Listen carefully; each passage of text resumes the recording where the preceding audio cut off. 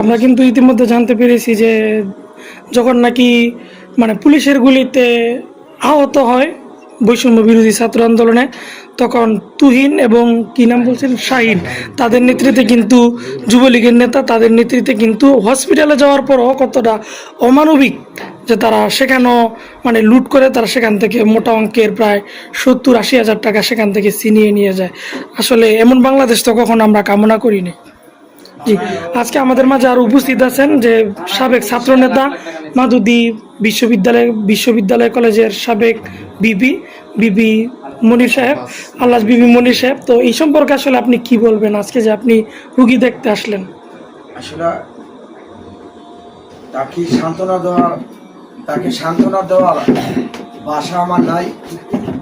আজকে এই বৈষম্য ছাত্র জনতা আন্দোলনে আমার সাথে এই ইউনিয়ন, আমাদের মেয়ারপুর ইউনিয়ন বিএনপি সহ সাংগঠনিক সম্পাদক বেলায়েত হোসেনের সাথে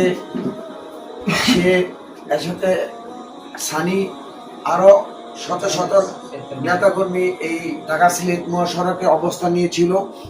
আমরা যখন অবস্থান নিয়েছি তখন আমাদের উপরে ছাত্রলীগ, যুবলীগ, এলোপাথারি গুলি, বিজেপির গুলি, সে আহত হয়। আমাদের অসংখ্য নেতাকর্মী আহত হয়। তাকে হাসপাতালে পাঠানো অবস্থায় আমাদের অভিভাবক, এর ভাই এবং এর দুজন চাচি, প্রতিবেশী দিয়ে আমরা গাড়ি ঘোড়া ঢাকার উদ্দেশ্যে হাসপাতাল পাঠাই। বুলটা গাউসিয়া যাওয়ার পরে দস্তগীর গাজী, ওইখানে স্থানীয় এমপি ছিল, ও একটা মাফিয়া সন্ত্রাসের গডফাদার, অলালিত এবং পালিত সন্ত্রাসী তুহিন শাহিনীর নেতৃত্বে ওইখানে একটা তারা জ্বালাও পোড়ানোর একটি কর্মসূচি করে আমাদের ছাত্র জনতাকে প্রতিহত করার জন্য তারা আমাদের ওইখানে গতিরোধ করে ও রাস্তা গতিরোধ করে তাদের চিকিৎসা বাবদ 70,000 টাকা ছিল, সাথে মোবাইল ছিল, ওগুলি ছিনিয়ে নেওয়া যায়।